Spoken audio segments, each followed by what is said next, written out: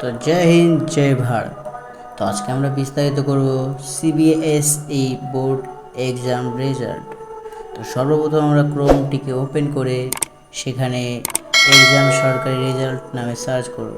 Search করার সাথে সাথে যে নামটি ফার্স্টে দেখিয়ে দেবে সেটিতে আমরা ক্লিক করব। ক্লিক করার সাথে সাথে এরকম একটা পেজ ওপেন হয়ে যাবে। তো আমরা এখানে বাদিকে দেখতে পাচ্ছি সিবিএসই বোর্ড এক্সামিনেশন লিঙ্ক চলে এসেছে। লিঙ্কটিতে ক্লিক করার সাথে সাথে এরকম একটা ইন্টারফেস দেখিয়ে দেবে। তো আমরা সেটিকে নিচে স্ক্রল ডাউন করতে থাকবো।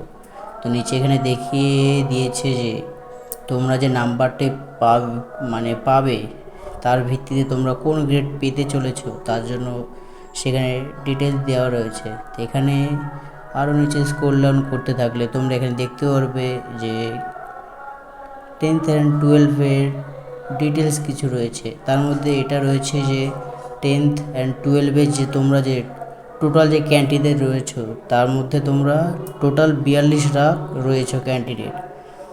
তো বুঝতে পারছো কতটা টাফ হবে এক্সাম রেজাল্ট। তো তোমাদের এখানে 100 নাম্বারের মধ্যে 33% নাম্বার পেতে হবে, তাহলেই তোমরা পাস বলে বিস্তারিত হবে।